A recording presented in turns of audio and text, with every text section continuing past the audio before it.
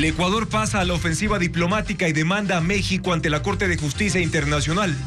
En un documento de 24 páginas en las que acusa a ese país de haber violado las normas de asilo. Se reduce la duración de los cortes de energía en el país a 2 y 3 horas, gracias a que los embalses se siguen recuperando.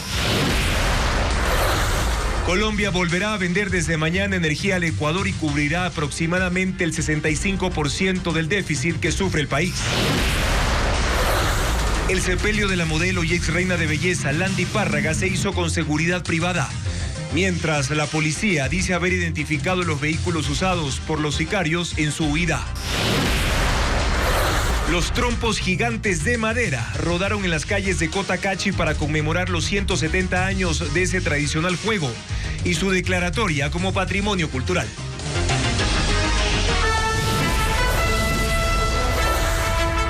Televistazo estelar con Juan Carlos Aisprúa.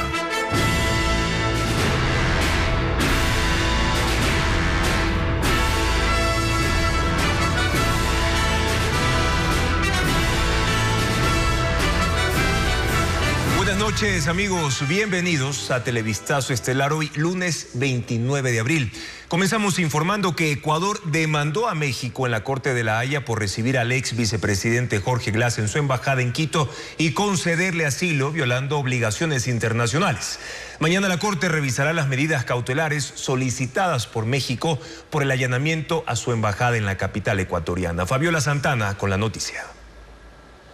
La demanda que Ecuador presentó contra México en la Corte Internacional de Justicia de La Haya tiene 24 páginas. En ella sustenta que ese país violó obligaciones internacionales al acoger en su embajada en Quito y dar asilo político a Jorge Glass, un sentenciado por delitos comunes.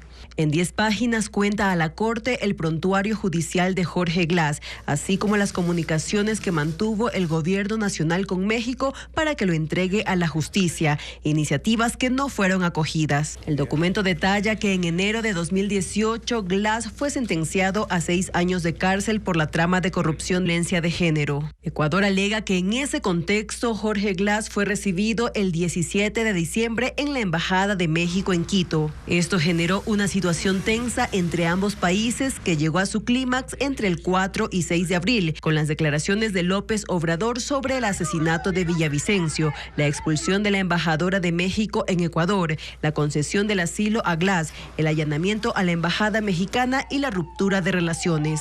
En sus últimas páginas, Ecuador adjunta sus reclamos y solicita a la Corte Internacional de Justicia que declare 4 incumplimientos de México: no interferir en los asuntos internos del Estado receptor y a no utilizar los locales de la misión de manera incompatible con funciones de la misión, no conceder asilo a personas que se encuentren procesados por delitos comunes, no intervención en los asuntos internos de otros estados y cooperar en asuntos anticorrupción. Ecuador pide que lo dicho por López Obrador sobre el caso Villavicencio sea declarado intervención en asuntos internos, pues intenta deslegitimar las elecciones de 2023. La demanda fue presentada por el embajador de Ecuador en Países Bajos, Andrés Terán, un día antes de que la Corte Internacional instale la audiencia para resolver las medidas cautelares que México solicitó en su primera demanda por el allanamiento a su embajada para capturar a Jorge Glass.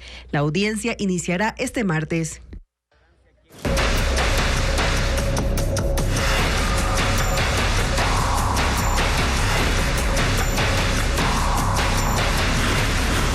Apagones en un túnel y al tanteo.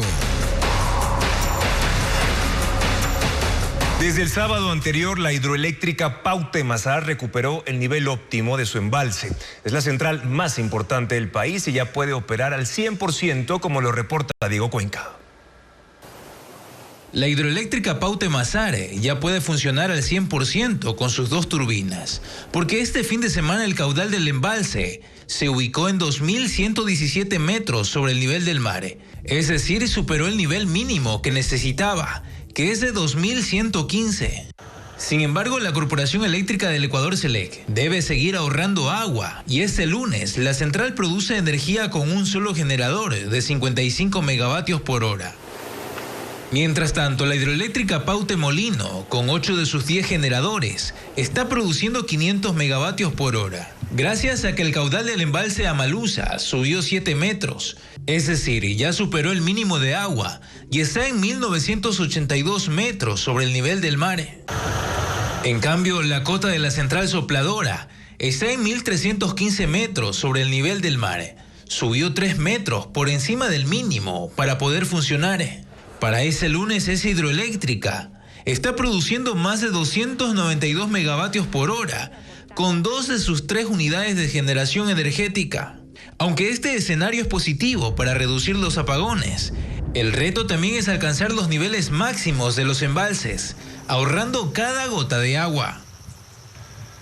Hoy se redujeron los cortes de energía en el país. Ahora duran de 2 a 3 horas máximo. Sin embargo, el Ministerio del Ramo señaló que aún no se puede establecer horarios fijos, informa Luis Alfredo Zúñiga.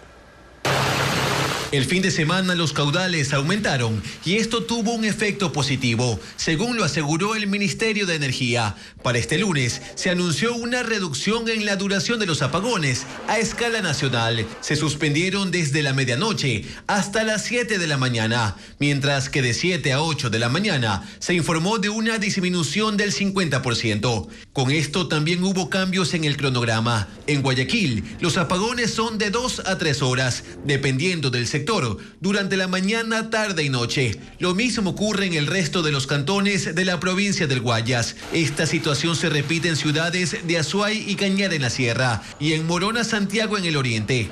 En Quito, los apagones duran entre 3 y 3 horas y media. El último lapso se programó de 1:30 a 5 de la tarde. Pero estos horarios siguen sin ser definitivos. Aunque la situación en los embalses mejora y se retomó la interconexión de los sistemas de Ecuador y Colombia, el ministro de Energía, Roberto Luque, aseguró que se continúan actualizándolos cada día, dependiendo de cómo avance la capacidad para generar energía. Aseguró además que se intentará mantener la suspensión de apagones los domingos, día en el que la demanda nacional disminuye.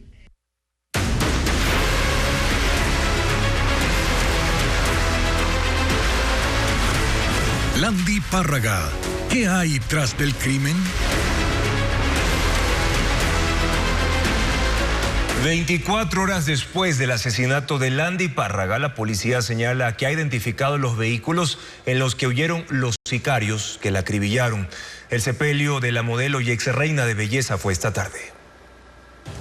A 1,5 kilómetros de donde fue asesinada se realizó el velatorio de Landy Párraga, la modelo y ex reina de belleza atacada con 7 tiros al mediodía de este domingo en Quevedo, provincia de Los Ríos, cuando estaba a punto de salir de una picantería.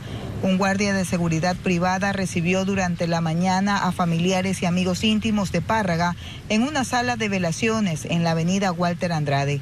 Era el único filtro de seguridad en los exteriores. Un panorama similar hubo en los exteriores de la plaza comercial en el centro de Quevedo, donde ocurrió el asesinato. No se observó resguardo militar ni policial en la zona. Tampoco en los ingresos del cantón, considerado uno de los más peligrosos de Los Ríos. Mientras la Dirección de Investigación de Muertes Violentas de Los Ríos señaló que 6 horas después del crimen se logró identificar los vehículos en que huyeron los 2 sicarios. También son acompañados con motocicletas que están en su entorno, esperan el momento en que realizan el evento, salen, optan por una dirección de vía de escape. Landy Párraga estaba radicada en Santo Domingo de los Áchilas, pero era oriunda de Quevedo, a donde llegó el sábado para asistir a la boda de la ex viceprefecta de Los Ríos, Joa Chonquí. El domingo publicó una fotografía del lugar donde estaba almorzando y 20 minutos después la acribillaron.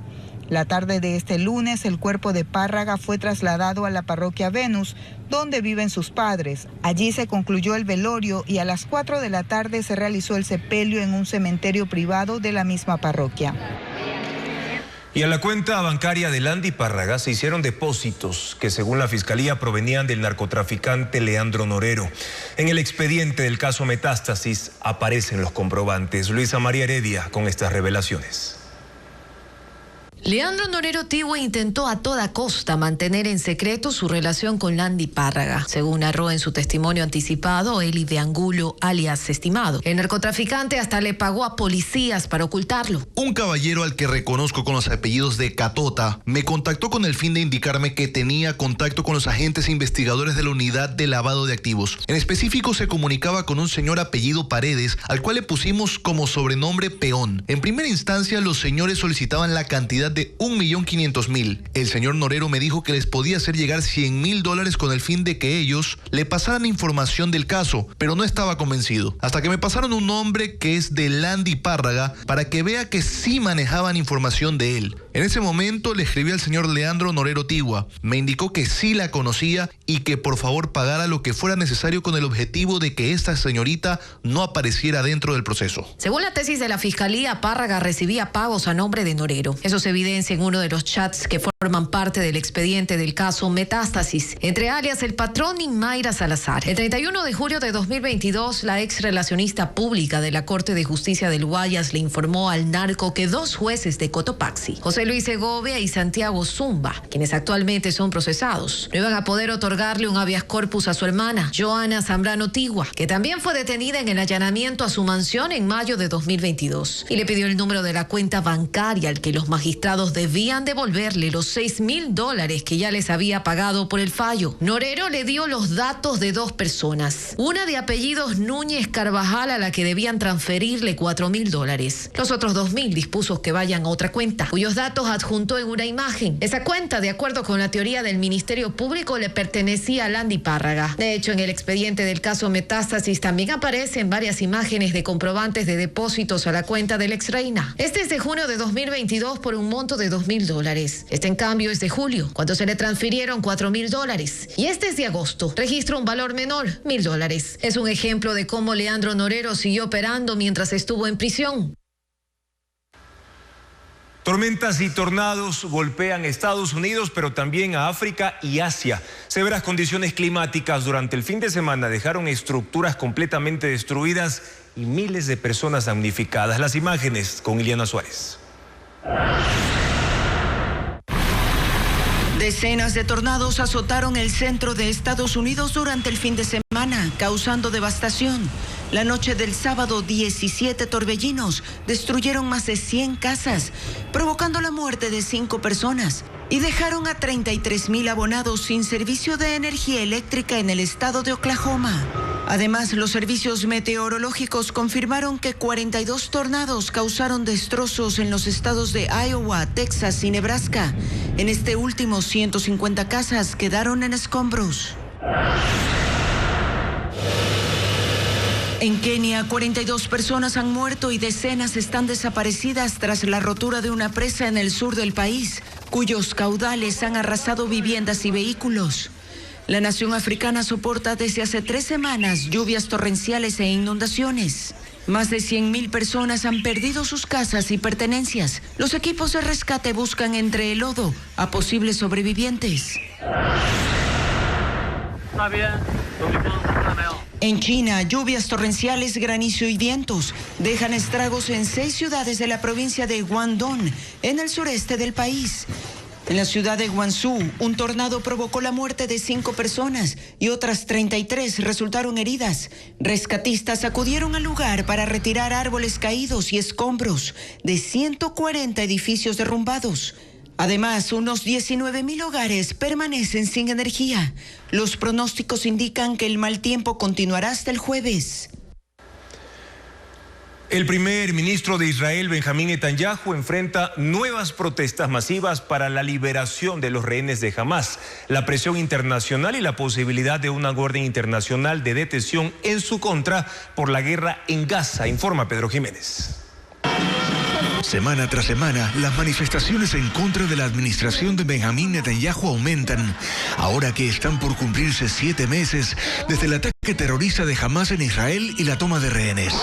Las multitudes demandan acciones que permitan liberar a más personas y eso pasa por un nuevo alto al fuego, pues el último fue a finales de noviembre. Mientras tanto, los ataques que en represalia desataron las fuerzas de defensa de Israel contra el grupo Hamas en la franja de Gaza continúan. 34.000 personas han muerto y se mantiene la amenaza de una operación terrestre en la ciudad de Rafah, donde hay más de 1 millón de desplazados. La autoridad palestina ha dicho que sería la mayor catástrofe para el pueblo de Gaza. Al mismo tiempo, el gobierno de Israel y su Ministerio de Justicia intentan evitar que el Tribunal Penal Internacional emita órdenes de arresto contra Netanyahu y otros funcionarios por acusaciones de crímenes cometidos por las tropas contra civiles palestinos y que de paso pueden conllevar sanciones económicas o de embargo de armas. Netanyahu ha dicho que nunca aceptará decisiones del Tribunal Penal Internacional, al que acusa de socavar el derecho a la... En el régimen Costa Galápagos hay 1.129 planteles unidocentes. Significa que un profesor da clases a todos los grados.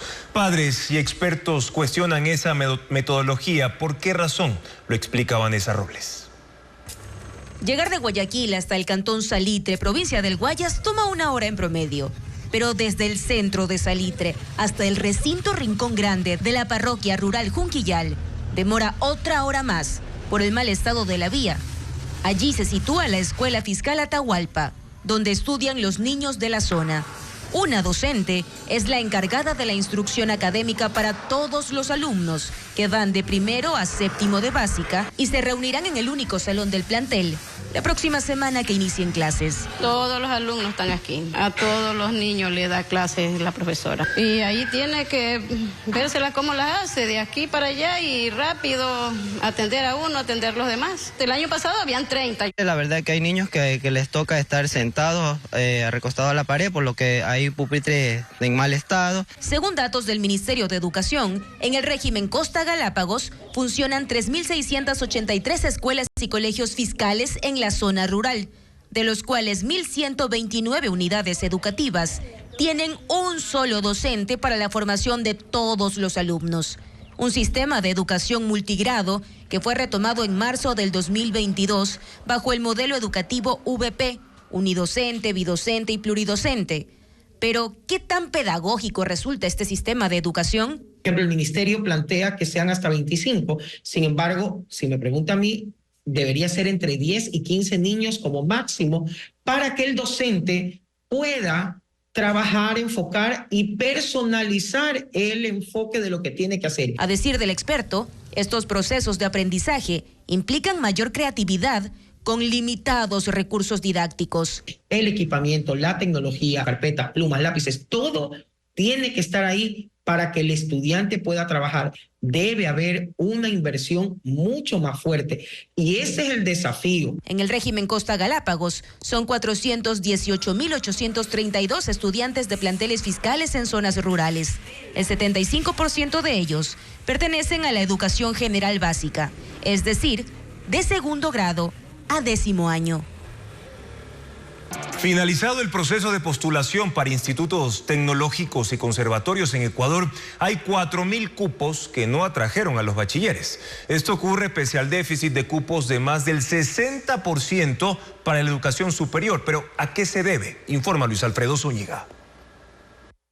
En Ecuador finalizó la postulación para un cupo en los 54 institutos tecnológicos y conservatorios que comienzan clases en mayo. El proceso se hizo en 2 fases, ofertando 16.373 plazas para más de 400 carreras. En la primera fase, los bachilleres se interesaron en 7.470 cupos, dejando una oferta de 8.900 espacios para la segunda fase, que culminó el sábado 27 de abril. Sin embargo, este lunes el secretario de Educación Superior encargado, César Vázquez, informó que solo recibieron postulaciones de 4.500 personas. Esto significa que 4.400 plazas no serán aprovechadas. Aún no se ha informado cuáles son las carreras en las que no hubo acogida. Sin embargo, un informe de la CENESID del 2023 señala que las carreras con menor demanda en el país son precisamente de este tipo de instituciones: tecnología superior en producción pecuaria, tecnología superior en mecanización agrícola y confección textil. Esto se da pese a que los cupos que se ofertan para la educación superior pública entre carreras técnicas y universitarias apenas cubren el 37% de la demanda. Para este periodo, 394.000 estudiantes se inscribieron en el registro nacional. Sin embargo, solo hubo 146.000 cupos disponibles. La Universidad de Guayaquil es muestra de aquello. Ofertó 8.555 plazas, pero registró 53.773 inscritos.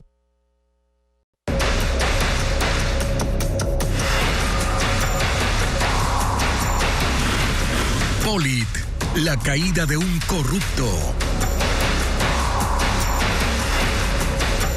Aunque el ex contralor Carlos Polit fue declarado culpable de 6 cargos relacionados con lavado de activos en Estados Unidos, su hijo, el empresario John Polit, quien fue acusado como conspirador por el Departamento de Justicia, no fue procesado.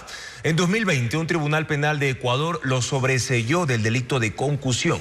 Más de este caso con Luisa María Heredia. Después del de Carlos Polit, el suyo fue el nombre más mencionado durante el juicio al excontralor de Ecuador en Florida. John Polit Esteves, de 43 años, es para el Departamento de Justicia de Estados Unidos un conspirador dentro de la trama de corrupción que lideró su padre. Sin embargo, solo él fue declarado culpable. Las investigaciones permitieron demostrar que lavó el dinero de sobornos que le pagaron ejecutivos de la constructora brasilera Odebrecht y de la empresa Seguros Sucre en Miami, y que lo hizo con la ayuda de su hijo, quien trasladó el dinero a ese país simulando préstamos a compañías de conocidos y luego hizo inversiones inmobiliarias. Pero que su padre haya sido juzgado no implica que John Polit también. La sentencia de Carlos Polit no tiene una implicación legal para él, ya que no fue acusado por la Fiscalía estadounidense. Para que un jurado lo declare culpable, como pasó con su padre, el Departamento de Justicia tendría que presentar una acusación directa en su contra, algo que no ha ocurrido hasta ahora y que probablemente ya no pase, pues los delitos que fueron imputados en el caso conspiración para lavar activos, lavado de activos y transacción de bienes provenientes de actividades ilícitas prescriben. De acuerdo con la legislación de ese país, pierden vigencia después de 5 años. Y los hechos por los que Carlos Polit fue juzgado ocurrieron entre 2010 y 2017, es decir, hace 7 años. Por lo tanto, sería casi imposible presentar una acusación contra John Polit recién ahora. De manera oficial, no se conoció que John Polit haya llegado a un acuerdo de no procesamiento con la justicia, como si lo hicieron los otros conspiradores del caso, José Concienciao Santos de Odebrecht y Diego Sánchez de Seguros Sucre. En Ecuador, John Polit sí fue sentenciado. En junio de 2018, el Tribunal Penal de la Corte Nacional de Justicia lo condenó a 3 años de prisión por concusión en el mismo proceso que su padre, en calidad de cómplice. Debía pagar una reparación integral de $40.400.000, pero en el 2020, en etapa de casación, fue sobreseído, es decir, declarado inocente por supuesta aplicación indebida de la ley en su caso. Y el ex contralor Carlos Polit siempre exhibió una imagen impoluta que jamás llevaría a imaginar que encabezó una estructura de corrupción política que perjudicó al Estado ecuatoriano. Hernán Higuera describe el perfil de Polit.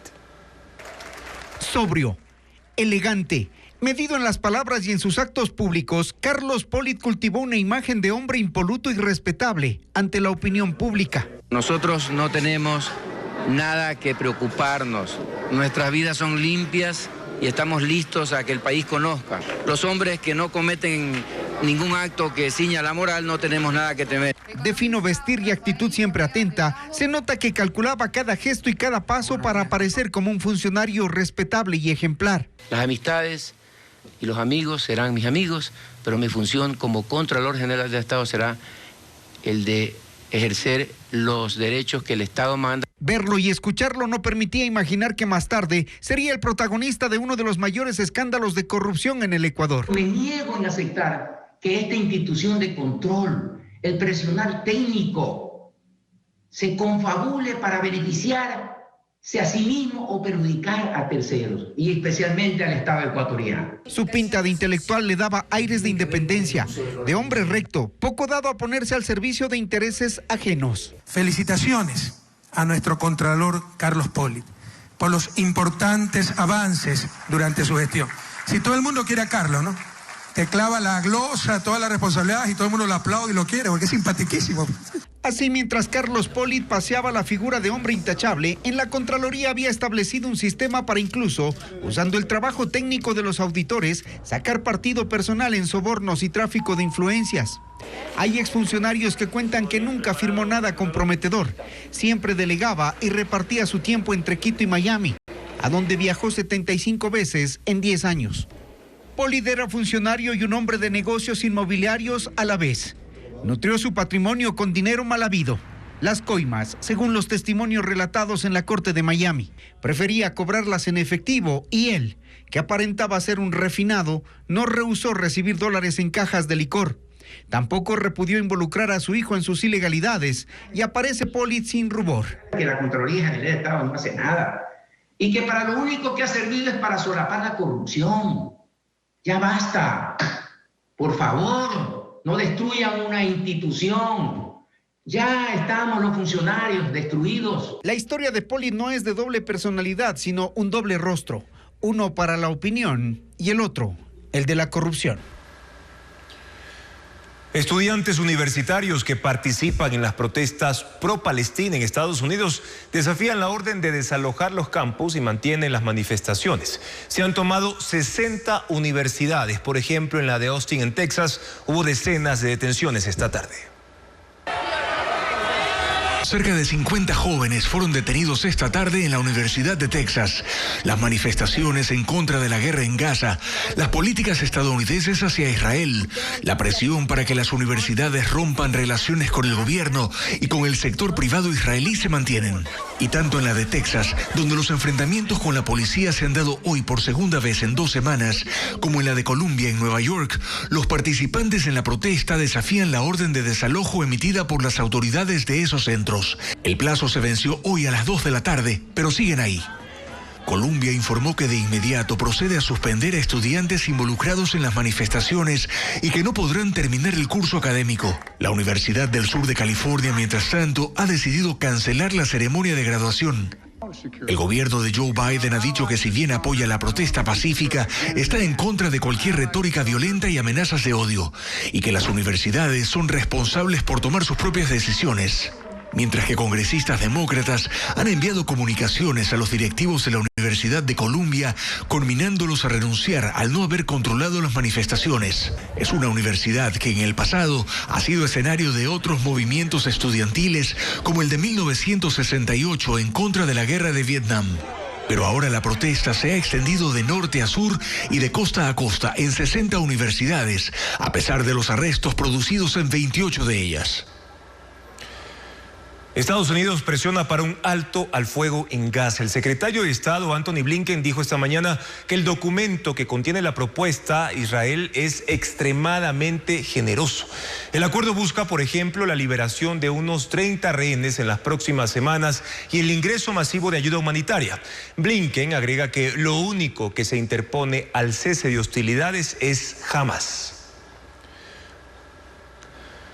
El presidente de España, Pedro Sánchez, seguirá al frente del gobierno en medio de cuestionamientos sobre posibles actos de corrupción atribuidos a su esposa Begoña Gómez, quien no está imputada formalmente. Sánchez, que había pensado en renunciar, dijo esta mañana que seguirá gobernando con más fuerza que antes. La oposición lo calificó como un presidente desacreditado.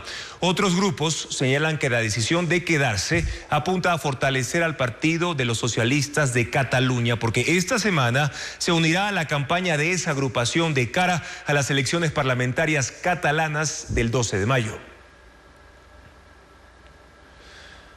Activistas ambientales protagonizan manifestaciones contra la cumbre energética que reúne a los ministros de ambiente de las 7 democracias más poderosas del mundo integrantes del G7. La cita se desarrolla en Turín, Italia, y ha obligado a la policía a reforzar la seguridad porque varios grupos que protagonizan protestas han provocado bloqueos mientras denuncian inacción de los países considerados potencias mundiales. Miles de personas salieron a las calles de Tiflis, capital de la ex República Soviética de Georgia, en una protesta contra la ley de transparencia de la influencia extranjera. El proyecto exige que los medios de comunicación y las organizaciones sin fines de lucro se registren como entidades bajo influencia extranjera si reciben más del 20% de su financiación desde otros países. Los manifestantes la llaman ley rusa porque se basa en una legislación similar para estigmatizar a grupos que no siguen la línea política de Vladimir Putin. Por eso temen que la norma socave la democracia y anule las posibilidades del país de unirse al bloque de la Unión Europea. El expresidente de Uruguay, José Mujica, anunció que fue diagnosticado con cáncer de esófago. El exmandatario de 88 años dijo además que no puede someterse a los tratamientos regulares porque sufre desde hace 20 años una enfermedad inmunológica, con lo que su caso es doblemente complejo, presentando así limitaciones para quimioterapia o cirugía. Sus médicos definen ahora alternativas contra el tumor. Y en Estados Unidos, 4 cebras se escaparon y se quedaron a un lado del camino comiendo pasto. Los residentes de la ciudad de North Bend, en el estado de Washington, alertaron a las autoridades. Los animales se habían fugado del remolque en el que viajaban desde una veterinaria al zoológico. Los conductores cerraron las carreteras para dirigirlas lejos de los autos y luego fueron vistas en patios de algunas casas. 3 de las cebras fueron devueltas al remolque, pero otra continúa desaparecida. La región de los Alpes italianos se ilumina con un espectáculo de luces en la 6ª edición de un festival que muestra 36 obras de 17 artistas. Se incluyen proyecciones e instalaciones en los espacios públicos de la región de Bolzano, al noreste de Italia. La temática este año se centra en sostenibilidad, naturaleza, diversidad y vida, para recordar la importancia de cuidar el planeta. La exhibición será hasta el 12 de mayo.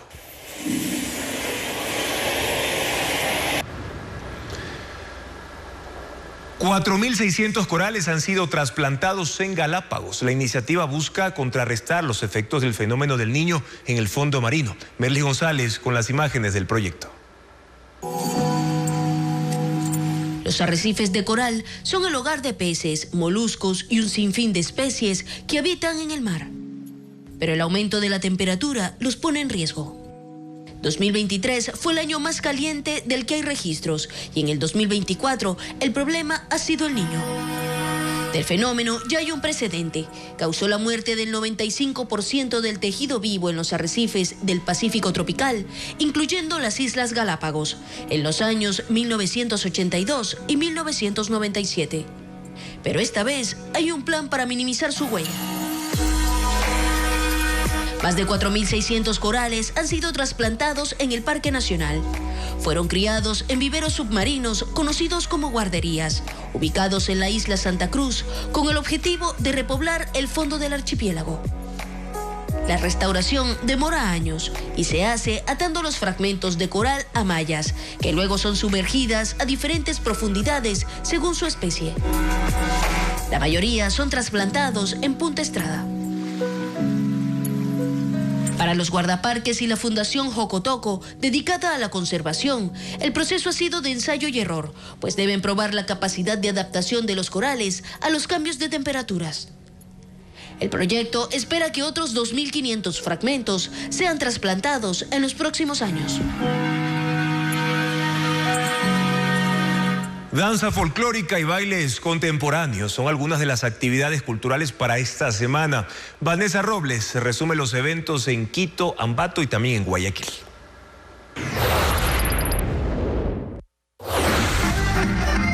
En el Parque Montalvo, centro de Ambato, 120 grupos de danza folclórica de Tungurahua se tomaron las aceras sorprendiendo a los caminantes en el Día Internacional de la Danza.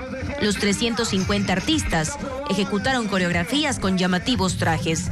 El jueves habrá una presentación similar desde las 2 de la tarde en la explanada de la Casa de la Cultura. La entrada es gratis.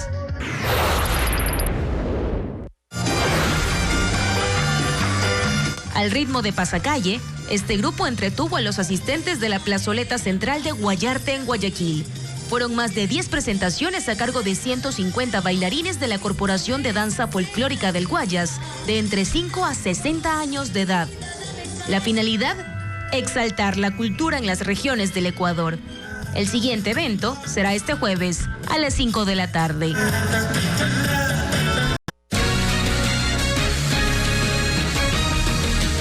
Un juez anticorrupción llamó a juicio a 12 procesados por terrorismo tras el ataque armado al canal TC Televisión en enero de este año. Más detalles de cómo avanza la investigación con Diego Cuenca en el siguiente informe. Las 12 personas procesadas por el ataque al canal público TC Televisión fueron llamadas a juicio por un juez anticorrupción y contra el crimen organizado. 11 de ellos están con prisión preventiva y serán juzgados por terrorismo, luego de que el 9 de enero se tomaran las instalaciones del medio televisivo, usando tacos de dinamita, granadas y armas de fuego de grueso calibre. Sometieron a los periodistas mientras transmitían en vivo. Otro de los procesados es catalogado por la Fiscalía como el cabecilla de la organización delictiva que organizó la incursión armada. Él está prófugo. En su contra hay orden de captura y difusión roja de Interpol. En ese mismo caso, el pasado 27 de marzo, una jueza sentenció a 8 años de prisión a 2 menores de edad de 15 y 17 años que también participaron en el ataque. La oficina de Interpol en Ecuador pide al juez del caso Reconstrucción de Manabí que disponga la publicación de la alerta roja para la captura de Walter Solís. Además, se ordena congelar 2 cuentas y 7 bienes de Solís en el Ecuador. Jacqueline Rodas amplía esta información. El exministro de Obras Públicas y exsecretario del Agua, Walter Solís, procesado junto con Jorge Glass en el caso Reconstrucción de Manabí, está prófugo en México, país que le otorgó refugio. Su abogado confirmó que sigue ahí en la audiencia del pasado 12 de abril, cuando le dictaron prisión. Interpol Ecuador considera que con esa información se puede activar el trámite para su captura con fines de extradición. El jefe de la Oficina Nacional envió este oficio al juez para que disponga a esta unidad la publicación de la notificación roja de Interpol para el ciudadano ecuatoriano Walter Hipólito Solís Valareso. En 2021, Solís fue ubicado por Interpol en Estados Unidos, pero cuando la Corte Nacional activó el trámite, viajó a México y el gobierno de Andrés Manuel López Obrador lo acogió y protegió. Luego, su abogado Allen Berbera aseguró que Interpol negó la alerta roja. Entre tanto, la justicia en Ecuador adelanta los procesos de incautación de sus activos. El juez Inga dispuso a la Superintendencia de Bancos que retenga los fondos de 2 cuentas y al registro de la propiedad que congele 5 inmuebles ubicados en la provincia del Guayas y 2 vehículos que están a su nombre. Walter Solís formó parte del gabinete del expresidente Rafael Correa desde 2010 hasta 2016, cuando renunció por razones personales, aunque el exmandatario dijo que se fue por un error imperdonable relacionado con la concesión del puerto de Manta. El caso Reconstrucción de Manabí es la más reciente causa penal en la que Walter Solís enfrenta cargos. Ya tiene 2 sentencias de 8 años de prisión cada una por cohecho en el caso Sobornos y por peculado en el caso Senagua. El exdefensor del pueblo, Freddy Carrión, sentenciado a 3 años por abuso sexual, desistió del recurso de casación ante la Corte Nacional de Justicia. Esta tarde, sus abogados abandonaron la audiencia alegando irregularidades. Con esta decisión procede la ejecución de su condena. Freddy Carrión ha permanecido en prisión desde mayo del año 2021 y en los próximos días cumplirá toda la pena. Y la expresidenta de la Corte de Guayas, Fabiola Gallardo, presa y procesada en el caso Purga, acumula 45 denuncias administrativas desde el año 2014, pero nunca fue sancionada. Según Mayra Salazar, el exasambleísta Pablo Muentes presionó para que se archiven esos casos.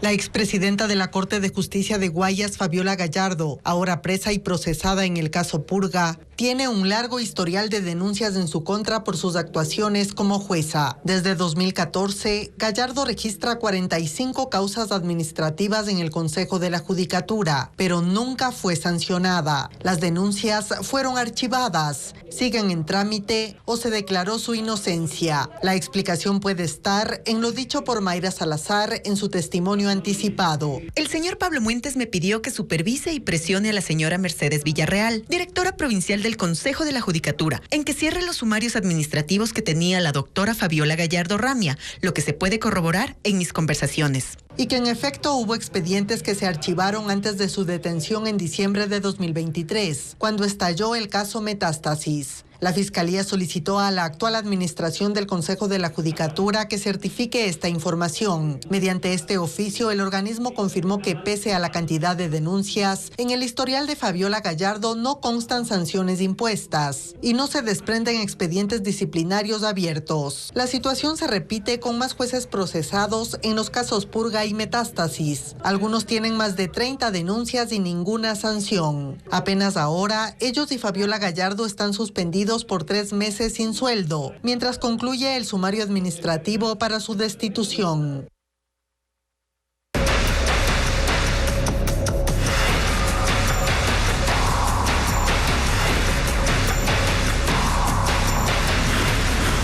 Apagones en un túnel y al tanteo.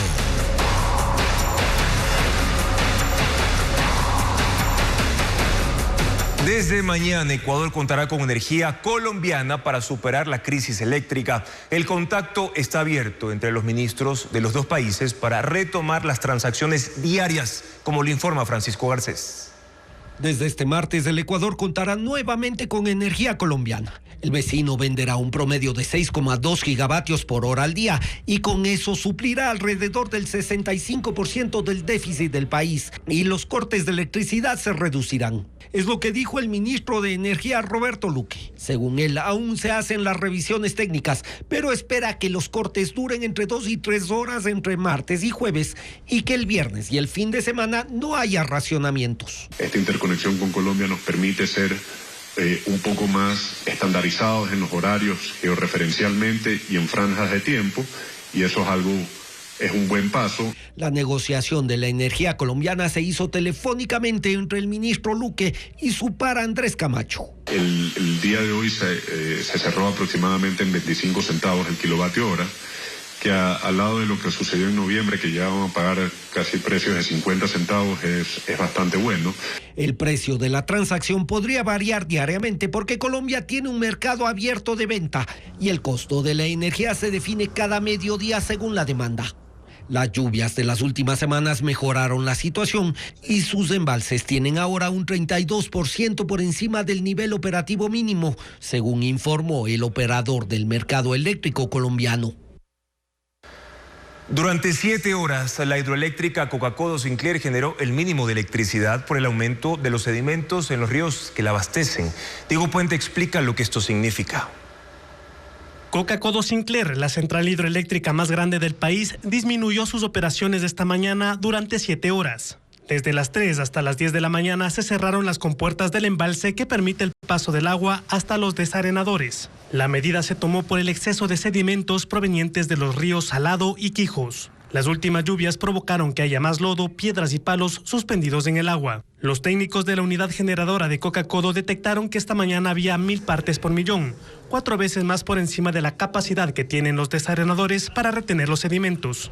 Si no se tomara esta decisión, se correría el riesgo de afectar los rodetes y los equipos electromecánicos que son parte de las 8 turbinas de Coca-Codo. En circunstancias normales, 220 metros cúbicos de agua por segundo pasan desde aquí hasta los desarenadores y por un túnel llegan hasta un embalse compensador. Luego, en caída libre, bajan a las turbinas que generan electricidad. La central no interrumpió sus actividades porque se aprovechó el agua que estaba en el embalse compensador. En las 7 horas que duró este problema, 4.500 megavatios hora se dejaron de producir. Solo 2 turbinas se mantuvieron generando electricidad. Desde las 10 de la mañana se normalizó el funcionamiento de esta central hidroeléctrica que aporta con el 30% de la generación eléctrica en el país. Hasta las 11 de la mañana contribuía con el 26%.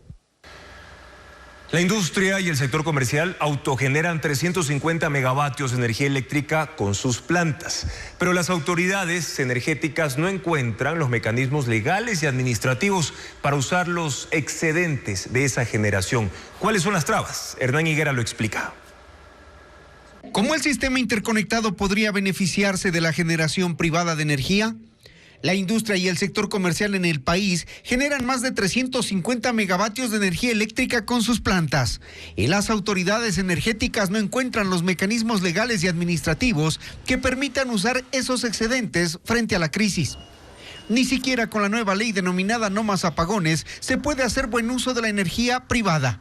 No resulta atractivo porque la inversión, cualquiera que sea su monto, está supeditada a una ley que no permite que la generación supere los 10 megavatios. Se requiere reformar la ley para quitarle al Estado el monopolio de generación eléctrica. El gobierno está perdiendo otra oportunidad, la autogeneración del sector privado en la industria, los centros comerciales y demás actores que tienen sus propios generadores. Juntos suman esa capacidad instalada de 350 megavatios mes. Por esto, el gobierno prepara un reglamento para que CENEL, CELEC y CENACE encuentren la forma de inyectar más energía mediante convenios público-privados. La propuesta pasa porque el Estado suministre diésel a las empresas para la operación diaria de sus plantas y al final de cada mes ese costo se pase a las planillas de consumo. Esto costaría entre 60 y 70 millones de dólares al país, pero liberaría centenares de megavatios que el país está requiriendo. En algunas zonas del Ecuador la red eléctrica no está preparada para recibir la inyección de energía desde los generadores privados. Y esa es otra deuda que tienen las entidades del sector eléctrico que por años no adecuaron la infraestructura para aprovechar esa energía. Los 4.000 millones de dólares que contempla el acuerdo con el Fondo Monetario Internacional, que ya superó la fase técnica, no irán a la inversión ni al gasto público. La entidad y analistas señalan que principalmente tendrá como objetivo reducir la brecha fiscal. Para hablar de un acuerdo entre el Fondo Monetario Internacional y el Ecuador, falta aún la aprobación del directorio de ese organismo, pero eso es un asunto de mera burocracia que se dará en los próximos días. Sin embargo, mientras no se formalice este asunto, los detalles del acuerdo no son públicos. Entonces, dependiendo de la fuente, es distinto el destino de los 4.000 millones de dólares a los que se hace referencia en el nivel técnico del preacuerdo. Por acá, hay quienes piensan que es dinero que se podría utilizar para salud, educación o carreteras, pero el fondo ha dicho que esa plata es para otra cosa, para fortalecer la situación fiscal, para proteger la estabilidad macroeconómica, para fomentar un crecimiento sólido que al mismo tiempo proteja a los más vulnerables. En otras palabras, buena parte de ese dinero irá para cubrir el déficit, a impedir que se incrementen los atrasos e incluso a reducirlos. Pero si se mira hacia el Ministerio de Finanzas, el discurso es otro. Desde allí se divulgó que los recursos que vengan del FMI ayudarán a sostener la seguridad ciudadana, impulsarán la obra pública, garantizarán la protección social. No se descarta que ello ocurra como consecuencia de no tener que destinar recursos propios al cierre de la brecha fiscal, pero no es así como se lo ha planteado. Lo público es que el fondo reconoce que el país cuenta con un plan económico sólido que casa adentro no se ha difundido y que el gobierno ha tomado medidas importantes para abordar la situación fiscal y de liquidez. Ahora, el acuerdo no solo tiene un componente técnico, sino también uno político. A criterio de analistas, la lucha contra la inseguridad y contra la corrupción son decisiones que contribuyen a que el país sea observado incluso con simpatía por los multilaterales. Pero no son esos agrados los que tienen mayor peso. Si el Fondo Monetario cierra un acuerdo técnico es porque los números le cierran, al menos para el 2024. Y en el 2025 no hay dudas de que los compromisos apuntarán hacia la reducción de los 3.500 millones de dólares que se destinan a subsidios y a atender el problema de la brecha creciente en la seguridad social. De hecho, se conoce que en este acuerdo el FMI se comprometió a acompañar y financiar la elaboración de una propuesta de reforma integral al sistema de seguridad social, que según las autoridades del IES estará lista en los últimos meses de este año. Petroecuador ya cuenta con seguros para sus activos, valorados en más de 10.000 millones de dólares. Concluyó así la contratación que desde el año pasado estuvo envuelta en polémica y que tiene a funcionarios enjuiciados por peculado. Francisco Garcés, con más información. Petroecuador contrató por 90 millones de dólares el seguro de sus activos avaluados en 10.500 millones de dólares. El contrato por 2 años fue adjudicado a Latina Seguros. El valor es 10 millones menor al presupuesto establecido por la petrolera. Entre los bienes a asegurar constan las refinerías, el sistema de transporte de crudo y derivados, los bienes de exploración y producción, estaciones de almacenamiento y bombeo y los insumos y barcos de la compañía. De esta forma concluyó un polémico concurso de contratación que inició a mediados del año pasado, una vez que feneció el contrato anterior que tenía Hispana de Seguros en sociedad con Latina. Las polémicas para adjudicar la nueva póliza empezaron en agosto cuando se hizo público un video de una reunión informal entre funcionarios estatales, abogados y representantes de Hispana. Allí se hablaba de la estrategia para echar abajo el concurso y conseguir una prórroga del contrato. El tema pasó a una batalla legal. El juez de Yaguachi, John Rodríguez, conocido por haber devuelto los derechos políticos a Jorge Glass y que por eso perdió el cargo, tramitó un recurso constitucional y suspendió el concurso. El juez de Balsas, Eleuterio Aguilar, contradijo la decisión. Lo hizo a inicios de septiembre y ordenó que Petroecuador adjudique el contrato a Seguros Unión por $98 millones. El contrato fue adjudicado, pero hubo denuncias de irregularidades y en octubre la Fiscalía allanó las oficinas de Petroecuador y de esa aseguradora y acusó de peculado a 5 funcionarios, entre ellos al exgerente Ramón Correa.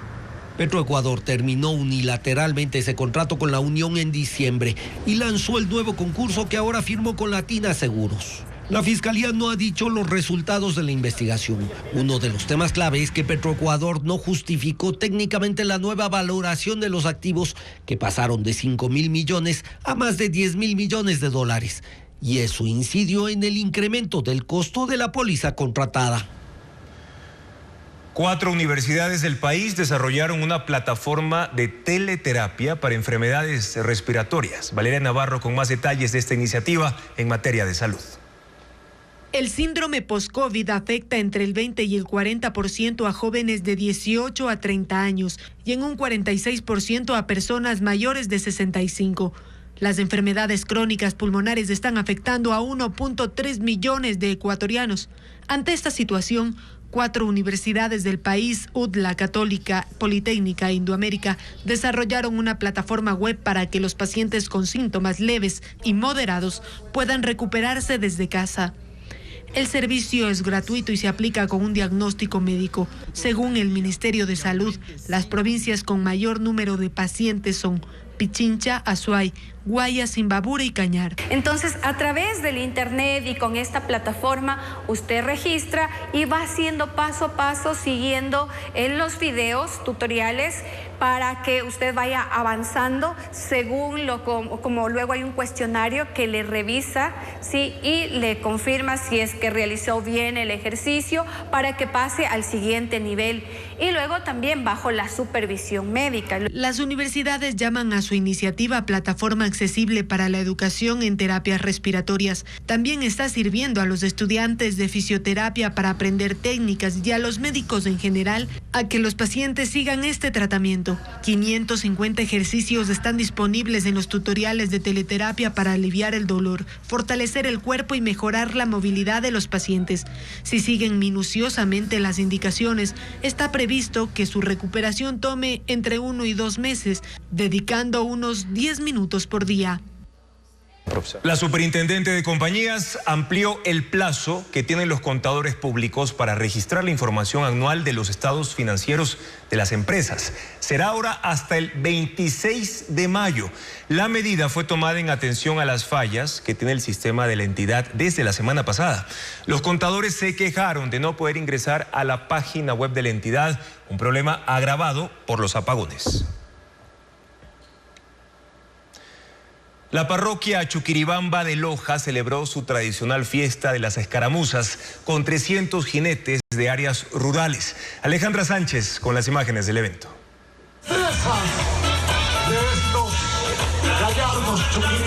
El galope de 300 jinetes hizo retumbar la pampa de Cocheturo, en el corazón de la parroquia Chuquiribamba de Loja, donde se celebró un siglo de la fiesta de las escaramuzas. El evento comenzó con el ingreso de la corte de jinetes, provenientes de 14 barrios de zonas rurales, cuyos caballos rodearon la pampa en una exhibición de destreza y elegancia. Le siguió el espectáculo de acrobacias ecuestres, protagonizado por los 20 jinetes más destacados, quienes se prepararon durante 4 meses. Llevaban camisa blanca, otros poncho y sombrero. Los trucos principales fueron el paso del bandido, que consistió en que 3 jinetes trasladen a 2 hombres acostados en la parte posterior de sus caballos. 10. También el paso del Pegaso, en el que cada uno se apoyaba sobre el estribo izquierdo manteniendo una pierna levantada. El Entre los participantes estuvo Vicente Loarte, de 13 años, quien practica esta actividad desde los 5. Fue el jinete más joven. Desde las últimas semanas del mes de enero empezamos a practicar. Luego de una hora de proezas, los otros 280 jinetes recorrieron la pampa entregando naranjas a los 3.000 asistentes. Un acto simbólico en agradecimiento a la cosecha y en honor a San Vicente Ferrer. Jocelyn Quesada fue la única mujer en el recorrido. La fiesta de las escaramuzas concluyó con el tradicional brindis de la leche de tigre, preparado por comuneros de Chuquiribamba, y coreografías de danzas andinas. Nuestra música nacional. Este fin de semana, el desafío del trompo en Cotacachi, juego tradicional que se practica desde mediados del siglo XIX en Imbabura, fue declarado Patrimonio Cultural Inmaterial del Ecuador. Cristian Tinajero con más detalles de este reconocimiento.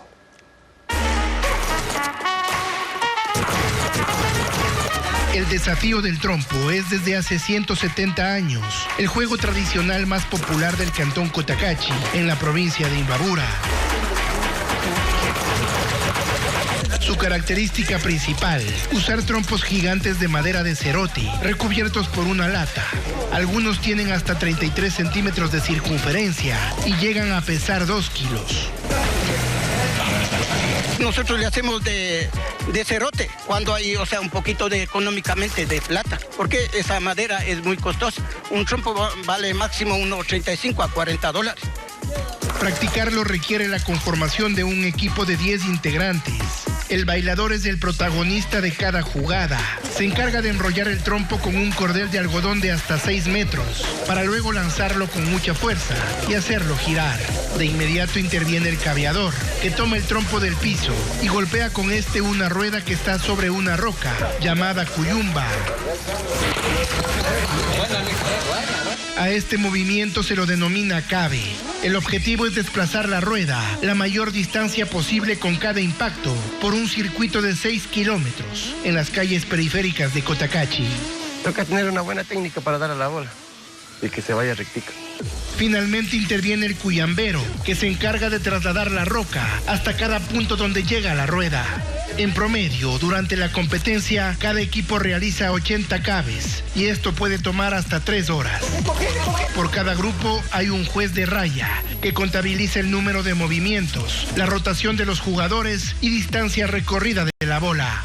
Yo voy adelante con el equipo contrario y con un palito y un esfero, anotando los cabes, entonces que llega con menos cabes es el equipo que gana. Este fin de semana, 11 equipos participaron en una competencia de exhibición que el municipio de Cotacachi organizó para celebrar que el desafío del trompo fue declarado Patrimonio Cultural Inmaterial del Ecuador. En el autódromo de Abu Dhabi, en Emiratos Árabes Unidos, se enfrentaron 8 autos de carrera no tripulados, movidos por inteligencia artificial. En ese mismo lugar se corre el premio de Fórmula 1. Veamos. El circuito Yas Marina es donde se celebra el Gran Premio de Abu Dhabi desde 2009 y este fin de semana recibió a 10.000 aficionados para una carrera nada convencional.